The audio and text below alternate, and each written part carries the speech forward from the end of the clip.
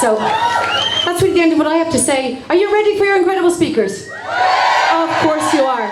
Then without further ado, let us welcome a woman who needs no introduction. Here she is, Clare Daly TD.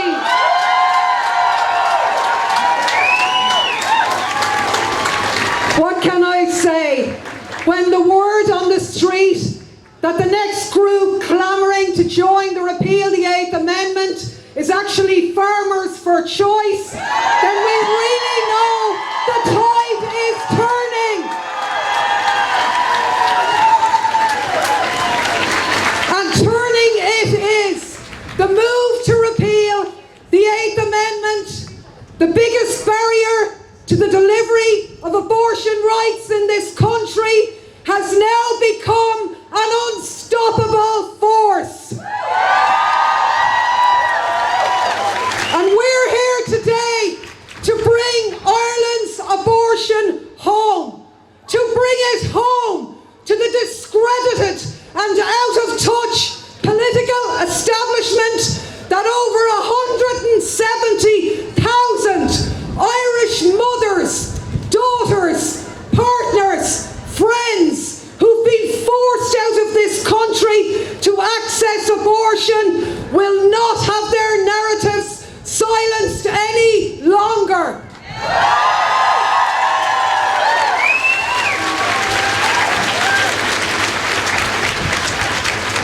To bring home this routine medical service needed by thousands of Irish women every year, which we shouldn't have to travel for.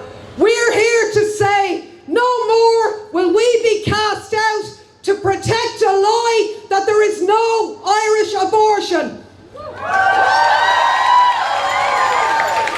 The days of secrecy and shame, of the Magdalen laundries and the mother and baby homes, belong to a different Ireland. An Ireland that we want no part of except to say sorry.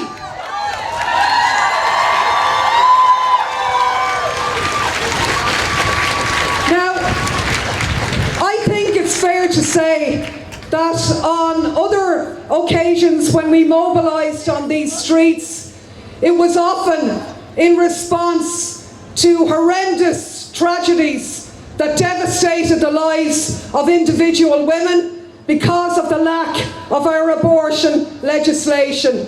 Miss X, Miss Y, Miss D, Savita. They were days when we were sad and when we were mad.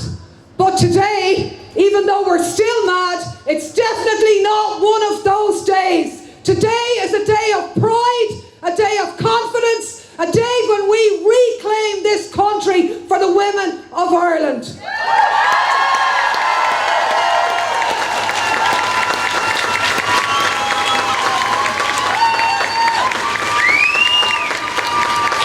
Now, Gandhi once said that the future depends on what you do today. Well, that's very good news, because today you staked your claim for an open, tolerant, humane future. You've sent a signal for the type of Ireland that you want to see as we approach 2016. An Ireland which respects women's lives, health and choices. And that is certainly something worth fighting for.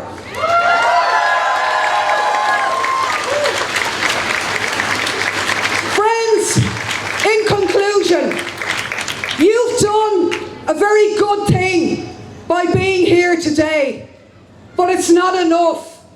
We're on the eve of a general election. Go from here. Let every politician, let every political party know that they either agree to allow the people to remove the 8th Amendment, or the people will have no hesitation in removing them.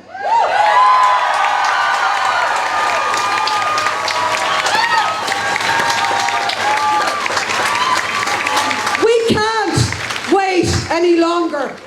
Women's bodies and health don't belong in the Constitution, and they never did. We're not going to wait until the men in suits sit around and decide what happens next after repeal. What happens next is exactly what happens in other areas of our health. We decide in privacy, in conjunction with our doctors.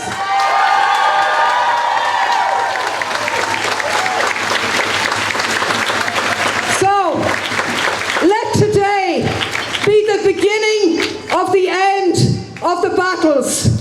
Go back to your students' union, your trade union, your community organisation, your IFA branch. Get back and organise the campaign for the repeal the 8th Amendment. It's quite clear from today that the People's Army is on the march. This is a march for choice, and we're stamping our authority that it's good for society when women decide when and how we can have children. That's good for everyone. So do it for your children. Let's carve out